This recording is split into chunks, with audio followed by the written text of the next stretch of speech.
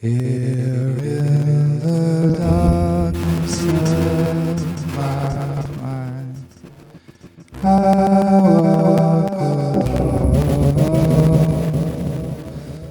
Here we stand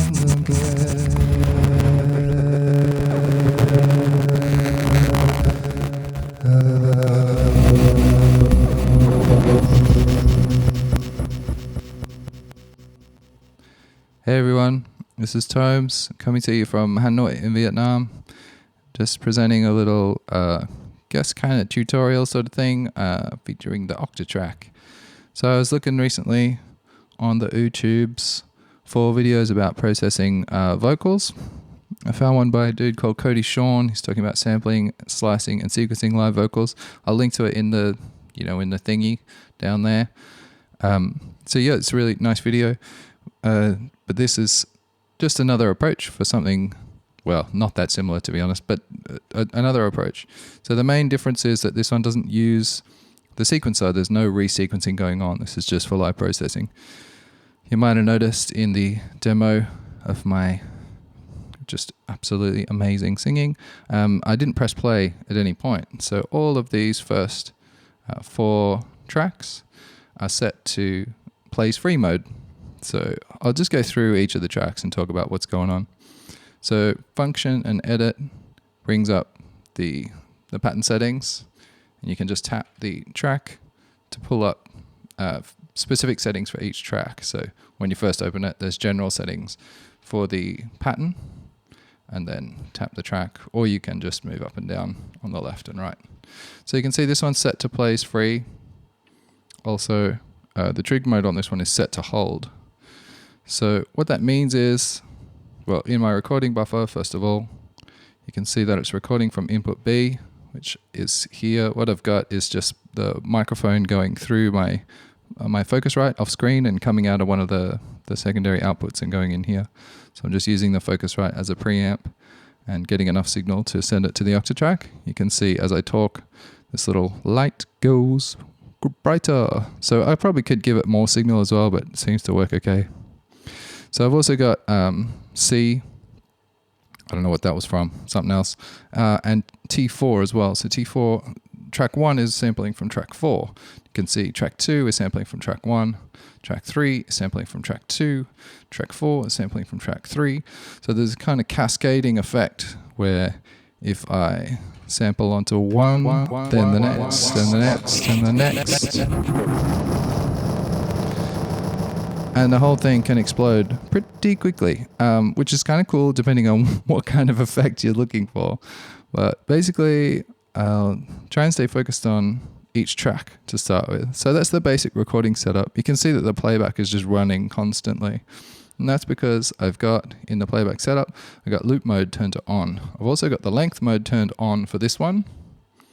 And the length is set to 27. I've also got it set via one of these to be shorter then and extend the envelope. Yeah, so the length mode allows you to kind of like scroll through the pattern. So the envelope has a fairly short attack, pretty short hold and short release as well. The idea of this is basically to grab a little piece of audio and to repeat it and allow that to fade out. In the LFOs on this track, mixing into the reverb at random points, well, semi-random, not random at all actually, based on this LFO, but the LFO of course is not synced to the sequencer because the sequencer isn't running, so it has a bit of a random feeling. Then we've got the playback length, so that's why you can see the bumping the tripod. That's why you can see the playback field like fluctuating when we're looking in here. You can see it's getting jumping around. And the final LFO is playing with the speed of the second one, so how quickly that happens. Not much filtering, losing a bit of the low end, and then the reverb that's getting fed randomly. So what that one sounds like, I can make quick grab using the fader. I can alter that sounds super way too short. So yeah, that's the idea of that one. Grabbing a little piece of sound and repeating it, but changing the length of the repeat. The second one, most of the setup's the same. The LFOs are different. Playback length is still being manipulated. Playback start point in this one, so as you scroll through repeatedly, it will start from a different point. And the delay time's being altered. I think the delay time, so the delay is not, it is set to tape mode in this one, yeah. So that one sounds like this. And you can hear some of those little squelchy artifacts from the tape delay being moved. So you can see also that I have been just tapping these, but I could hold it down and allow it to continue sampling everything that I'm saying. You get quite a few clicks and stuff in there, so if you're looking for something clean, maybe it's not for you. Okay, on the third channel, most of the settings are again pretty similar. Something different in the LFO, modifying the low end of the filter, the bass, and then using an LFO to modulate the speed of that first modulation. And just the balance is thrown really wide on this one. The effects are the filter and a lo-fi effect, so sounds like this. Gets really wide and a bit crunchy. I can hold this one down as well so we can get like real time. Keeps on looping. So yeah, the last one, settings are again pretty similar. In this one though, the rate you can see is set to 32, so it plays back basically an octave below. The amplitude's all similar. The LFOs are a little different. Playback length just has a different waveform, but same idea.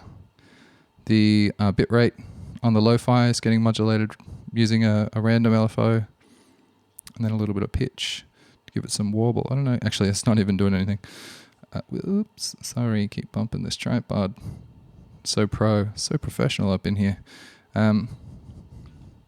Yeah, so that one sounds like this. Yo, it pitches everything down and occasionally gets a little bit gritty. So just tapping them gives this kind of tail that fades, but holding them down will continue it processing. So you can see here, if I look at the sequence, there's just a single playback trig, and in record, there's just a single record trig. So whenever I tap, in tracks mode, by the way, whenever I tap the track, it'll just start sampling and playing back according to whatever parameters I've set. But I can just tap it once, and it will still capture that sound initially. And that's because I've got the loop mode set to on. So the sample's it's gonna keep playing back, and it will die out according to the settings in the envelope. So yeah, that's the basic idea. I was using this to process some live vocals for spoken word for a project that I've been working on, which will be coming out soon. But this is the basic idea. So one of the things that makes it quite cool, I think, that makes it quite interesting is the way that track 1 sampling track 4, track 2 sampling track 1, track 3, track 2, track 4, track 2. So getting this kind of looping thing going on as well. So not only is it sampling the input, it's also sampling the track before it. So this allows you to sort of manipulate how much of those signals go through. So I can capture each sound in the next buffer. So yeah, I'll treat you to some magical vocals on the way out. Thanks for watching. There was a dawn in my heart.